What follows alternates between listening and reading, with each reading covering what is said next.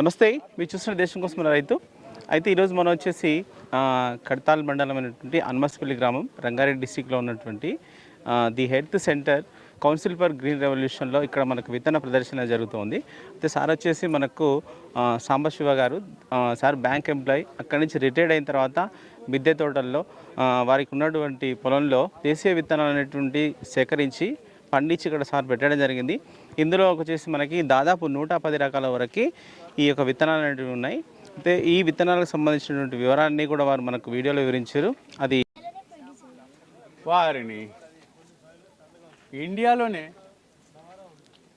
మన దగ్గర ఫారిన్ ఏమి ఉండవు.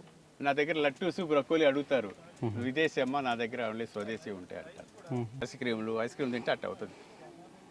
ఐస్ క్రీములు, పిజ్జాలు, బర్గర్లు తింటావుగా, లోకల్ అన్నీ ఓపెన్ అంటే మర్చిపోయారు, అంటే బయట నుంచే వస్తున్నాయని అని ఇప్పుడు అలా పెంచుతున్నారేమో, స్కూళ్ళలో అలా చెప్తున్నారో తెలీదు. సో అట్లా తెలుసుకుంటాయి కొన్ని విషయాలు.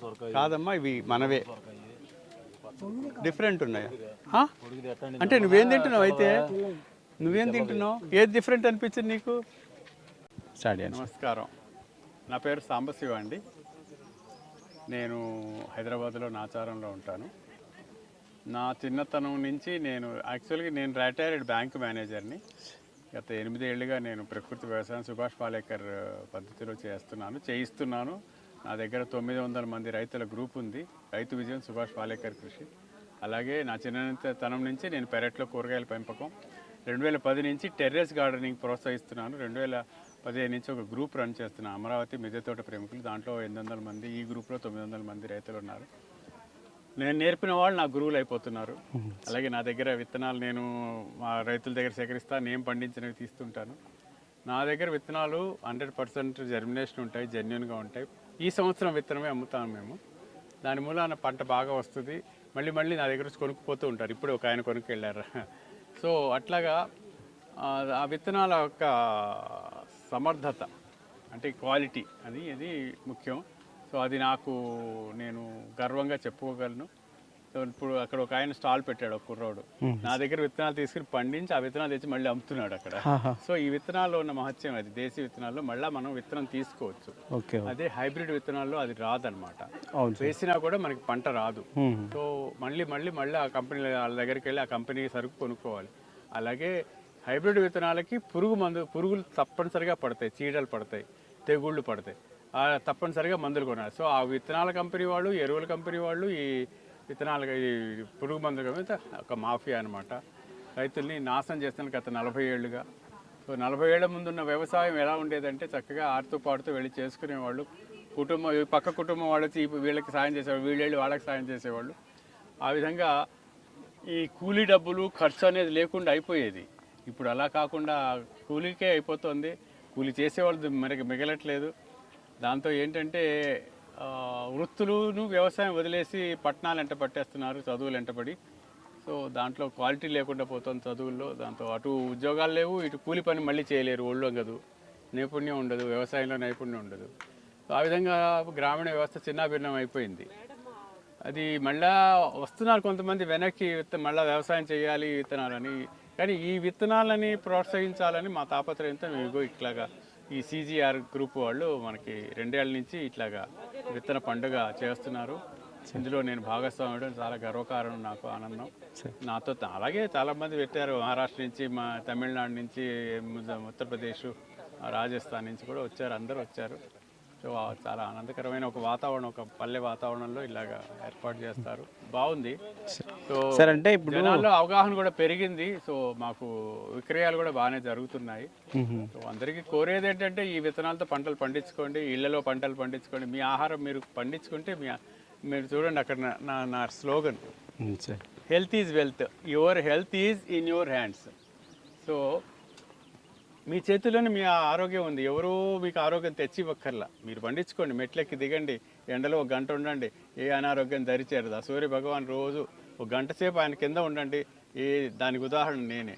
నాకు ఇప్పుడు 67 ఏళ్ళు, యంగ్.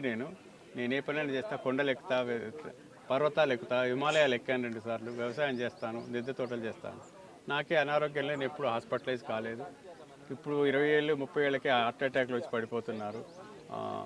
బికాజ్ వాళ్ళు ఏంటంటే చదువులు వెంటబడ్డాం, తర్వాత ఉద్యోగాలు వెంటబడి ఆ స్ట్రెస్ స్ట్రెయిన్, ఉద్యోగాలు వచ్చాక వాళ్ళ ఒత్తిడి, ఉద్యోగంలో ఒత్తిడి మూలాన వాళ్ళకి అన్ని రకాల రోగాలు, హార్ట్ అటాక్సే కానీ అన్ని చాలా బీపీలే కానీ, థైరాయిడ్, ఆర్థరైటిస్, అన్ని రకాల రోగాలు.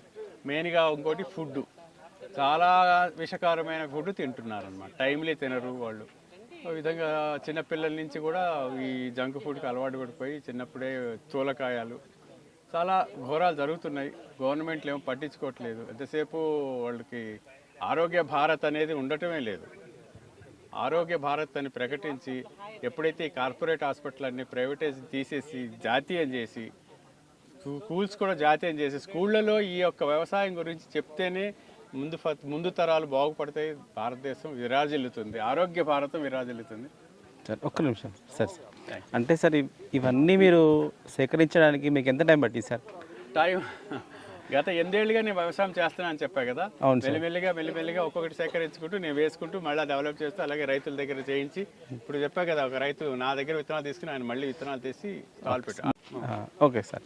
అంటే వంకాయలు 15 రకాలు ఉన్నాయి, మిరపకాయలు ఒక 6 రకాలు 7 రకాలు ఉన్నాయి, దుంపలకు 8 రకాలు ఉన్నాయి, అలాగే గోగుచిక్కకాయలు 2 రకాలు ఉన్నాయి, టమాటాలు 3 రకాలు ఉన్నాయి, అలాగే కాకరకాయలు 3 రకాలు ఉన్నాయి, బెండకాయలు 6 రకాలు ఉన్నాయి, సో అలాగే చిక్కుడులో 7 రకాలు ఉన్నాయి, అలసందలో 2 రకాలు, దోసకాయలు 5 రకాలు, కీరాలు 4 రకాలు, అట్లా సో ఎన్నో రకాలు నేను డెవలప్ చేసి, ఆకుకూరలు 16 రకాలు ఉన్నాయి. సో తీసుకునే వాళ్ళు మళ్ళీ వచ్చి తీసుకుంటుంటారు. విత్తనం యొక్క క్వాలిటీ అది, జర్మినేషన్ పవర్ అది. సో అందరికీ అన్ని ఇవ్వాలని నా తాపత్రయం, ఆరోగ్యం ఇవ్వాలి. అంటే ఇప్పుడు ఇప్పుడు హైబ్రిడ్ వ్యవసాయం చేసే వాళ్ళు చాలామంది ఉన్నారు. అంటే వాళ్ళకి ఏమైనా ఉపయోగపడతాయి అంటారా సార్? హైబ్రిడ్ వాళ్ళకి అంటే వాళ్ళు మనస్తత్వం మార్చుకుని రసాయనికలు ఎరువు వేయకుండా పేడ ఎరువు వేసుకుని పండించుకుని తింటే వాళ్ళ ఆరోగ్యం బాగుపడుతుంది, నేల ఆరోగ్యం బాగుపడుతుంది, గాలి ఆరోగ్యం బాగుపడుతుంది, తినే జనాల ఆరోగ్యం బాగుపడుతుంది. సో మారాలనే చెప్తున్నాం అన్నమాట. హైబ్రిడ్ చేయకుండా, హైబ్రిడ్ వద్దు, రసాయనాలు వద్దు. ఎందుకంటే హైబ్రిడ్ లో చాలా విషయాలు చొప్పిస్తున్నారు అనమాట. ఇప్పుడు ఈ టమాటా మనం తింటున్నాము, ఆ తొక్కు నములు పడదు, విమ్మేయాల్సిందే. ఎందుకంటే షెల్ఫ్ లైఫ్ కోసము దాన్ని ఏమి చేస్తున్నారంటే మొసలి చర్మం డిఎన్ఏని టమాటా విత్తనంలో ఎక్కిస్తున్నారు. అది మందంగా ఉండాలి, పాడైపోకూడదు. సో ఆ విధంగా నాశనం చేసి జనాల ఆరోగ్యాలు పాడు చేస్తుంది, జెనెటికల్లీ మోడిఫై చేస్తున్నారు. ఇప్పుడు మనిషే ఉన్నాడు, మన జీన్స్ ని మోడిఫై చేస్తే ఎట్లా తయారవుతాం మనం?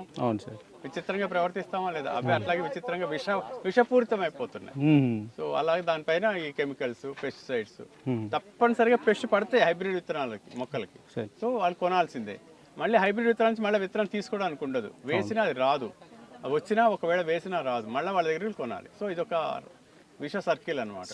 అంటే సార్ మనకి ఇప్పుడు అంటే సేంద్రియ వ్యవసాయంలో ఇలాంటి విత్తనాలు తీసుకొని మనం దిగుబడి అనేది తీసుకోవచ్చా సార్? దిగుబడి చక్కగా వస్తుంది సార్. అది అపోహ కలిగించాయి ఈ కంపెనీలు. ఇందులో సేంద్రియ వ్యవసాయంలో, ఈ వ్యవసాయంలో దిగుబడి రాదు. ఇందులో మనకి పురుగుల మందు, ఎరువు మందు ఖర్చు లేదుగా. పేడ ఎరువు జస్ట్ పేడ తెచ్చుకుంటాం, దాని లక్షల ఆ ఖర్చు రాదుగా. ఇప్పుడు మిరపకాయ వేస్తే 2 లక్షలు ఎకరానికి వేస్తున్నారు, అవసరం ఏముంది? నేను వేసాను, ఇప్పుడు సంవత్సరం నుంచి మిరపకాయలు కాస్తూనే ఉన్నాయి నాకు. 2024 డిసెంబర్లో వేసింది, ఇప్పటికి కాస్తుంది. అలాగే సొరకాయలు సంవత్సరం పాటు కాస్తున్నాయి, వంకాయలు 3 ఏళ్ళు కాస్తాయి సరిగ్గా మంచి దాన్ని వచ్చేస్తే. ఇవన్నీ కూడా అంతే. మీ దగ్గర ఎప్పుడు అందుబాటులో ఉంటాయి సార్ ఈ విత్తనాలు? ఎప్పుడు 2024/7 365 రోజులు. కాకపోతే రాత్రి 6 గంటలు నిద్రపోతా, 6-7 గంటలు. ఆ తర్వాత పగలు నేను అవైలబుల్ ఉంటా. ఓకే. ఆన్లైన్లోనే ఎక్కువ సేల్స్ అవుతాయి నాకు. సార్ నమస్తే మేడం. అంటే ఇక్కడ దేశీయ అరటిలో మనకి అమృత పాని అని మీరు ఇక్కడ పెట్టారు మేడం. అంటే దీని యొక్క స్పెషాలిటీ ఏంటి, రుచి ఎట్లా ఉంటుంది, మనకి ఎన్ని రోజులు నిల్వ ఉంచుకోవచ్చు, అవన్నీ చెప్పండి మేడం. ఇది దేశీయ అరటి, ఈ అమృతపాణి రకము పండు 15 to 20 days నిల్వ ఉంటుంది మనకి పండు. అంటే ఆ బంచులు ఉంటాయి కదా, మామూలుగా జీబులు అంటాం మనం, వాటిలోంచి విడివిడిగా ఒక్క పండుని కానీ మనం తీసి ట్రేలో పెట్టుకుంటే ఒక డ్రై ఫ్రూట్ లాగా బ్లాక్ గా అయిపోద్ది పండు. బ్లాక్ అయిపోయినా కానీ పీలు చాలా ఒక పేపర్ లాగా ఉంటుంది పీలు. లోపల పండు గుజ్జుగా బాగా దూదిలాగా ఉండి మంచి ఫ్లేవర్ తోటే, అధికమైన స్వీట్ తోటి ఉంటుంది. అందుకనే దానికి అమృతపాణి అనే పేరు వచ్చింది అనుకుంటాను. చాలా అద్భుతంగా ఉంటుంది, ఫైబర్ కంటెంట్ ఎక్కువ ఉంటుంది, అధిక పోషకాల విలువలు అమృతపాణి. దీన్ని పిల్లలకి మనం రోజు డైలీ ఒక పండు ఇచ్చేటట్టు మంచి పోషక ఆహారాన్ని ఇచ్చినట్టు అవుతాము. ఇది నిలువ ఉండే పండు కాబట్టి మార్కెటింగ్ కూడా ఉంటుంది దీనికి. ఇది 9 నెలలు పడుతుంది దీనికి కాలం అనేది. ఇది అంటే నాటుకున్నప్పటి నుంచా మేడం? నాటుకోవాలి. అంటే మనకి స్టెమ్ నాటుకుంటేనా? స్టెమ్ నాటు ఇది పెట్టినప్పటి నుంచి 9 నెలలు పడుతుంది మనకి. ఇది 8 to 9 ఫీట్ పడుతుంది హైట్. ఓకే. మనకు పిల్లలు వచ్చి ఒక కొన్ని పంచులు 7 నుంచి 11 వరకు వస్తాయి. అంటే మనం ఇచ్చే ఎరువు పట్టి బాగా మంచి ఇది ఆర్గానిక్ పంటగా వేస్తే మార్కెటింగ్ నిలువ ఉంటుంది కాబట్టి మార్కెటింగ్ కూడా చాలా చక్కని అవకాశాలు ఉంటాయి. ఇది అంటే ఇది పంచిగా పెడితే మటుకు అది మగ్గగానే ఊడిపోతాయి. అట్లా కాకుండా మనం బంచిలోంచి విడివిడిగా పండు తీసి పెడితే అది ప్రొటెక్ట్ అవుతుంది బాగా. ఆ తొడిమ దగ్గర అక్కడంతా కొంచెం దగ్గరగా అయిపోయి అవుతుంది. బంచిలో పెట్టినప్పుడైతే కొంచెం విడిపోతుంది ఒకవేళ మాగిన తర్వాత. అందువల్ల ఈ పండుని తెలియక ఏమనుకుంటారు, దీన్ని మార్కెటింగ్ చేయడం కొంచెం ఇబ్బంది అనుకుంటారు. లేదు, బంచిలోంచి మనం పచ్చిగా ఉండేటప్పుడే తీసి పెడితే ఆ తొడిమ అనేది బాగా బిగుసుకుపోయి అది డ్రై ఫ్రూట్ లాగా 1 month వరకు ఉంటుంది. మనం ఫ్రెష్ పండుని కానీ ట్రేలో కానీ పెట్టేస్తాం 1 month వరకు అట్లా నిలువ ఉంటుంది. అంటే ఇప్పుడు మనకి మొక్కలు ఎక్కడ అందుబాటులో ఉంటాయి మేడం? ఇది మాది తిరుపతి దగ్గర. మీకు కావాలంటే ఈ నెంబర్కి మీరు చెప్తే మేము ట్రాన్స్పోర్ట్ చేస్తాం. ఓకే. ఆన్లైన్లో కూడా పంపిస్తాం. ఆన్లైన్లో కూడా పంపిస్తాం.